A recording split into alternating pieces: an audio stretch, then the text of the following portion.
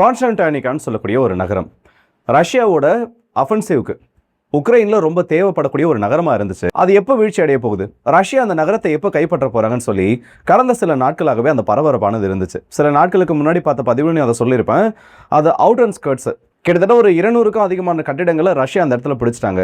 So ரஷ்யாவுக்கு ரொம்ப பெரிய ஒரு அட்வான்டேஜ் இந்த இடத்துல இருக்குது. கூடிய சீக்கிரத்தில் இந்த நகரமானது விழுந்துரும்னு இன்னைக்கு அதிகாரப்பூர்வமாக ரஷ்யாவோட அதிபராக இருக்கக்கூடிய விளாடிமிர் புதின் அவர்கள் இந்த நகரத்தை நாங்கள் பிடிச்சிட்டோம்னு சொல்லி அதற்கான சில ஆதாரங்களை கொடுத்துருக்காங்க. அப்போ உக்ரைன் இதுக்கு என்ன பதில் சொல்லியிருக்காங்க, அவங்க சொன்ன பதிலை விட இதுக்கு எப்படி அவங்க ரெஸ்பான்ஸ் பண்ணியிருக்காங்கன்றது முக்கியம். சென்ட் பீட்டர்ஸ்பர்கோட ஆயில் ரிஃபைனிங் மற்றும் ஸ்டோரேஜ் யூனிட்டின் மீது ரொம்ப பெரிய ஒரு ஸ்ட்ரைக். அண்ட் அது மட்டும் இல்லாமல் ரஷ்யாவோட ரொம்ப முக்கியமான மிசைல் மேனுஃபேக்சரிங் பிளான்ட் ஒன்று, ஐசிபிஎம் தயாரிக்கக்கூடிய தொழிற்சாலை, RS-24 யார்ஸ், புலாவா போன்ற மிசைல்களை தயாரிக்கக்கூடிய தொழிற்சாலை, அந்த பகுதிகளை நோக்கி தாக்குறதுக்கு முயற்சிகள் பண்ணியிருக்காங்க. ஸோ நிறைய அப்டேட்ஸ் ஆனது வெயிட் பண்ணிட்டு இருக்கு. அது எல்லாத்தையும் ஒவ்வொன்றா இந்த ஒரு பதிவில் பார்த்துலாம். ஸோ வாங்க வீடியோக்குள்ள போயிடலாம். நான் உங்கள் ஆர்கே தம்பிக்ஷம், டிபி ட்ரெண்டிங்ஸ்.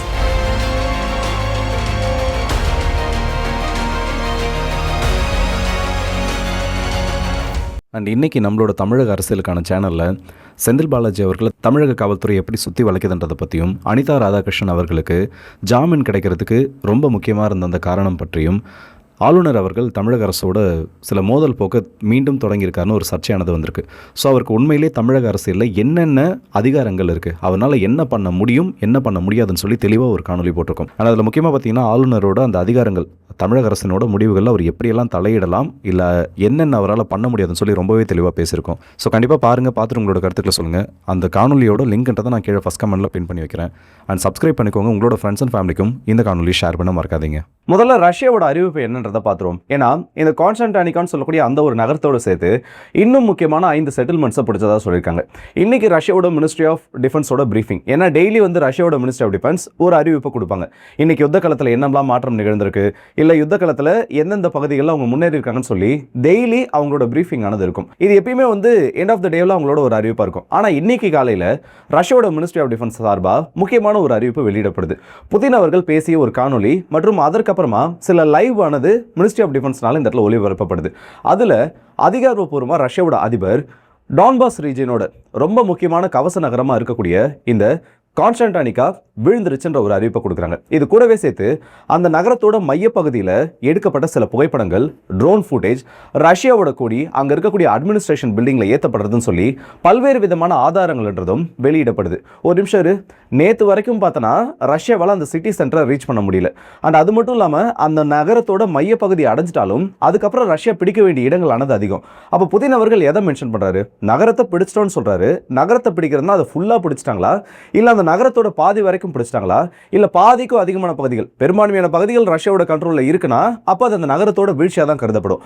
அந்த மாதிரி இருக்கான்னு பார்த்தோன்னா 80% அதிகமாக ரஷ்யாவோட கண்ட்ரோல்குள்ள இந்த நகரமானது வந்திருக்கு. அதை தான் ரஷ்யா இப்போ அந்த நகரத்தை நாங்கள் பிடிச்சிட்டோம்னு சொல்லியிருக்காங்க. உக்ரைன் கம்ப்ளீட்டாக இன்னும் இவங்க வெளியில் அனுப்பல.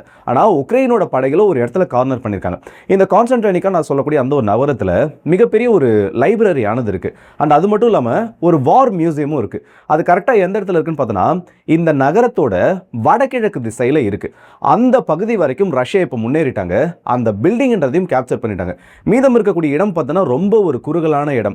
அந்த இடத்துல இருக்கக்கூடிய ஒட்டுமொத்த கட்டிடங்களோட எண்ணிக்கையே வெறும் 80 மட்டும்தான். இப்போ இந்த 80 கட்டிடங்களில் உக்ரைனோட படை வீரர்கள் இருக்கிறதுக்கான வாய்ப்பு இருக்கிறதா சொல்லியிருக்காங்க. ஸோ உக்ரைனோட வீரர்கள் ஒரு இடத்துல ட்ராப் பண்ணப்பட்டிருக்காங்க. ஒன்று அவங்க பின்வாங்கணும், அப்படி இல்லையா இன்னும் ஒரு சில நாட்களுக்குள்ள அந்த கட்டிடங்களின் மீது ரஷ்யா ரொம்ப பெரிய ஒரு ஏரியல் அசால்ட் நடத்துறப்போ அதில் அவங்களும் சிக்கிறதுக்கான ஒரு வாய்ப்பு இருக்கு. காலையிலிருந்து அமைதியாக இருந்த உக்ரைனோட கவர்மெண்ட் இப்போ இதுக்கான ரெஸ்பான்ஸ் கொடுத்திருக்காங்க. புதின் அவர்கள் சொன்னது கம்ப்ளீட்டாக ஒரு ஃபால்ஸ் ஸ்டேட்மெண்ட். கான்ஸ்டன்டைனிக்கான்னு சொல்லக்கூடிய நகரம் இனி எங்களோட கண்ட்ரோலில் தான் இருந்துட்டு இருக்கு.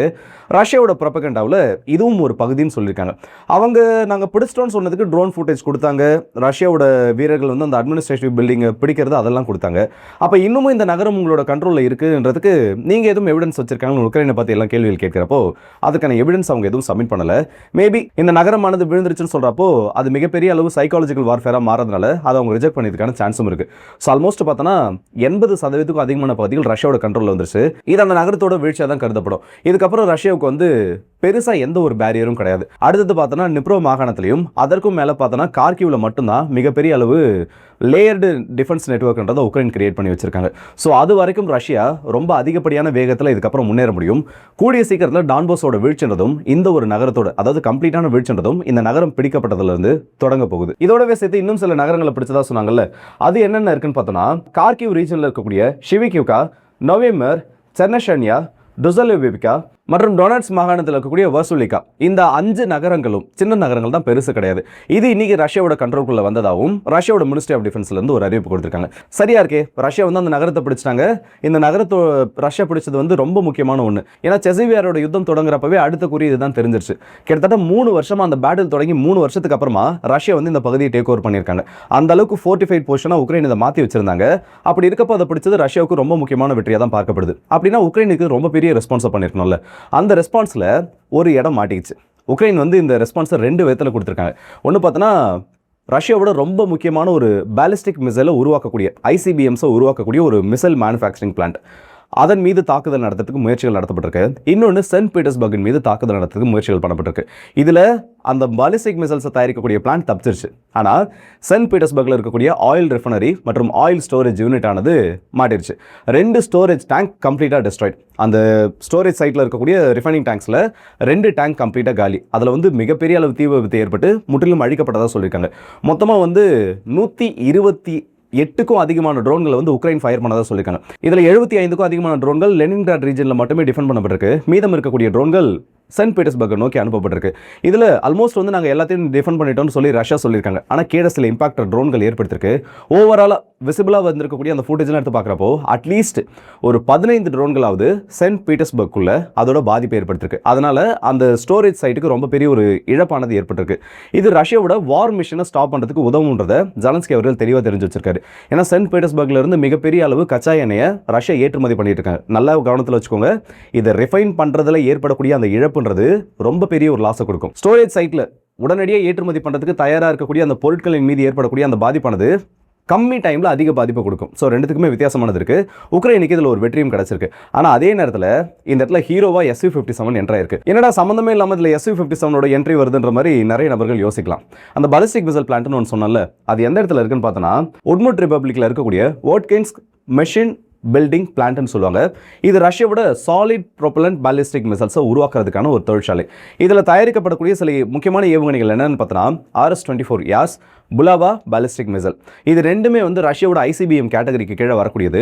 ரஷ்யாவோட ஆர்சனல் அஃபென்சிவ் வெப்பன்ஸில் நியூக்ளியர் பேலோட்ஸை கொண்டு போய் டெலிவர் பண்ணுறதுல இது ரெண்டுத்துக்கும் வந்து ரொம்ப முக்கியமான ஒன்று இருக்குது. கடைசியாக இதன் மீது எப்போ தாக்குதல் நடத்தப்பட்டதுன்னு பார்த்தோன்னா பிப்ரவரி மாதம் 20ஆம் தேதி, ஆமாம் 20ஆ 21ஆம் தெரியல, இந்த 2 தேதியில் ஏதோ ஒரு நாள் ஸ்ட்ரைக் நடந்துச்சு. அதுக்கப்புறமா அதை தொடர்ந்து நிறைய கான்ட்ரோவர்சி ஓடிச்சு. அந்த கான்ட்ரோவர்சி என்னன்னு சொல்லி கடைசியாக சொல்கிறேன். அதுக்கு முன்னாடி நீங்கள் நடந்த சம்பவத்தை சொல்லிடுறேன். இந்த ஒரு மிசைல் பிளான்ட்டை நோக்கி உக்ரைன் கிட்டத்தட்ட 8 ஃப்ளெமிங்கோ மிசைல்ஸ், 35 ஒன்-வே சூசைட் ட்ரோன்ஸ்ன்றதை அனுப்பியிருக்காங்க. முக்கியமான நோக்கம் என்னன்னா, இந்த ஒரு மிசைல் பிளான்ட் தாக்கப்பட்டுச்சுன்னா ரஷ்யாவுக்கு ரொம்ப பெரிய ஒரு டேமேஜை நாங்கள் ஏற்படுத்திட்டோம்னு சொல்லி உக்ரைனால் அது பெரிய அளவுக்கு வந்து நியூஸாக மாற்ற முடியும். உண்மையிலே அந்த பிளான் தாக்கப்பட்டிருந்ததுன்னா அது அவ்வளோ பெரிய வைரலாக வேண்டிய விஷயம். காரணம் ரஷ்யா கிட்ட இருக்கக்கூடிய இப்போ டாப் 10 இண்டஸ்ட்ரின்னு எடுக்கிறோன்னு வைங்க, ரஷ்யாவோட ஆயுதங்களை தயாரிக்கிறதுல டாப் 10 தொழிற்சாலைகள் எடுத்தோன்னா அதில் டாப் 5ல வரக்கூடிய அளவுக்கு ரொம்ப முக்கியமான ஒரு தொழிற்சாலை. ஸோ அதோட சீரியஸ்னஸ் எந்த அளவுக்கு இருக்குன்றது உக்ரைனால் வெளியில் காமிக்க முடியும். ஆனால் இவங்க எதிர்பார்க்காத ஒன்று என்னன்னா, ஏர் டிஃபென்ஸ் சிஸ்டம் மட்டும் தான் அந்த இடத்துல இருக்கும்.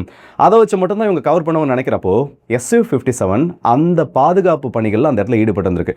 அந்த இடத்துல Su-57 இருக்குன்றதை இவங்க எதிர்பார்க்கல. இந்த Su-57 புதுசாக ஒரு அப்கிரேடோட போயிருக்கு. 101 KC-H அழைக்கப்படக்கூடிய எலக்ட்ரோ ஆப்டிக்கல் பாட், ட்ரோன்களை கண்டுபிடிக்கிறதுக்காகவும் லோ அப்சர்வபிள் க்ரூஸ் மிசைல்ஸ், இந்த டர்போஜெட் இன்ஜினை யூஸ் பண்ணக்கூடிய அந்த க்ரூஸ் மிசைல்ஸை கண்டுபிடிக்கிறதுக்காகவுமே ஸ்பெஷலி உருவாக்கப்பட்டிருக்கக்கூடிய ஒரு பாட் இது. அதோட சர்வைலன்ஸ் பணிகளில் ஈடுபட்டிருக்கப்போ 8 ஃப்ளெமிங்கோ ஏவுகணைகளையும் இந்த Su-57 பேர் ஆஃப் Su-57 சொல்லியிருக்காங்க. அப்போ 2 Su-57 சேர்ந்து இந்த ஏவுகணைகளை அழிச்சிருக்கு. அது மட்டும் இல்லாமல் உள்ள வந்திருக்கக்கூடிய அத்தனை ட்ரோன்களையும் இந்த Su-57 விமானங்கள் இன்டர்செப்ட் பண்ணதா இன்னைக்கு ஒரு செய்தியானது வந்திருக்கு. இது ரொம்ப முக்கியமாக கவனிக்கப்பட வேண்டிய ஒன்று. ஏன்னா ரஷ்யா கிட்ட Su-57 எண்ணிக்கை ரொம்ப குறைவாக இருக்குது. இதை இவங்களால வந்து ப்ராப்பராக வந்து ஆக்டிவ் பேட்டரியில் பயன்படுத்த முடியல. அந்த அளவுக்கு வந்து ரொம்ப கம்மியான எண்ணிக்கையில் அவங்க கிட்ட இருக்கின்றது பெரிய ஒரு குற்றச்சாட்டாக இருந்துட்டு இருந்துச்சு. இன்னைக்கு க்ரூஸ் மிசைல்ஸை உள்ள இன்டர்செப்ட் பண்ணுறதுக்காகவும் ட்ரோன்களை வேட்டையாடுறதுக்காகவும் அந்த SU-57 பயன்படுத்தப்பட்டிருக்குன்னா, ஆக்டிவாக ரஷ்யாவோட ஃப்ளீட் அதிகப்படுத்தப்பட்டு இருக்கு. And surface to air missile சிஸ்டம்ஸை மட்டுமே நம்பி ரஷ்யா இதுக்கப்புறம் அவங்களோட வான் பாதுகாப்பை காம்ப்ரமைஸ் பண்ண போகிறதில்லன்றதையும் இது புரிஞ்சிருச்சு. இது தெரிய வச்சிருச்சு. அண்ட் இதோட இன்னொரு போனஸான ஒரு அப்டேட் என்னன்னா, இதே electro optical பாடுன்றத SU-30, SU-35, MiG-25, MiG-29 மற்றும் MiG-31 போன்ற விமானங்களில் பொருத்த போகிறதாகவும் ரஷ்யா கிட்ட இருந்து ஒரு அறிவிப்பானது வந்திருக்கு. ஸோ இன்னைக்கு நடந்திருக்கக்கூடிய இந்த அப்டேட்ஸை பொறுத்த வரைக்கும் ரஷ்யா அந்த நகரத்தை பிடிச்சது மிகப்பெரிய வெற்றி. அதுக்கு ரெஸ்பான்ஸ் கொடுக்கணும்னு சொல்லி உக்ரைன் 2 விஷயத்தை ட்ரை பண்ணியிருக்காங்க. அதில் செயின்ட் பீட்டர்ஸ்பர்க் தாக்குனதில் அவங்களுக்கும் ஒரு வெற்றியானது கிடைச்சிருக்கு. ஸோ ரிசல்ட்ன்றதை நான் உங்ககிட்ட விட்டுறேன். 2 ஸ்டோரேஜ் டேங்கை அழிச்சு உக்ரைன் அவங்களுக்கான வெற்றியை கிளைம் பண்ணிட்டாங்க. ஆனால் பேரலாக ரஷ்யா பக்கம் பார்த்தோன்னா அவங்க ரொம்ப பெரிய அளவு அந்த நகரம்ன்றதையும் பிடிச்சிருக்காங்க. இதில் யார் ஜெயிச்சதா உங்களுக்கு அண்ட் இதில் ஜோக்ஸ் அப்பார்ட் ரொம்ப முக்கியமாக கவனிக்க வேண்டிய ஒரு விஷயம் என்னன்னா, உக்ரைனோட ஃபோர்ட்ரஸ் ஆஃப் பெல்ட் அதோட தொடக்க புள்ளியே இந்த ஒரு கான்ஸ்டன்டானிக்கான்னு சொல்லக்கூடிய அந்த ஒரு நகரம் தான். அது விழுந்துருச்சுன்றப்போ உக்ரைனோட மற்ற நகரங்கள், அடுத்தது கிராமடாஸ்கா இருக்கட்டும், மேலே இருக்கக்கூடிய ஸ்லோவேன்ஸ்கா இருக்கட்டும், இதற்கான வழித்தடத்தை ரஷ்யானால ஈஸியாக பிரேக் பண்ண முடியும். ஸோ வரப்போகிற நாட்களில் ரஷ்யா இன்னும் வேகமாக முன்னேறதுக்கான சான்ஸ் இருக்குது.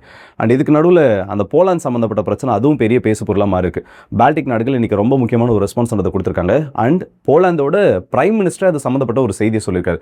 இதெல்லாம் அடுத்த பதிவில் பார்ப்போம். ஸோ இந்த காணொலி பற்றி உங்களோட கருத்துக்களை மறக்காம கமெண்ட் செக்ஷனில் சொல்லுங்கள். குறிப்பாக சொல்லணும்னா ரஷ்யா vs உக்ரைன் இன்றைக்கி பேட்டில் யார் வின் பண்ணாங்கன்னு உங்களுக்கு என்ன தோணுதோ அதை மறக்காம கமெண்ட்ஸில் சொல்லுங்கள். அந்த உக்ரைன் அவங்க வச்சிருக்கக்கூடிய அந்த ஒரு கிளைமுக்கு இன்னும் எவிடன்ஸ் கொடுக்கல, அதை பற்றி கருத்துக்களையும் சொல்லுங்கள். ஸோ அடுத்த வீடியோஸ் நிற்போம். அது உங்களுக்கு இந்த பெறுது உங்கள் எல்லாருக்கே.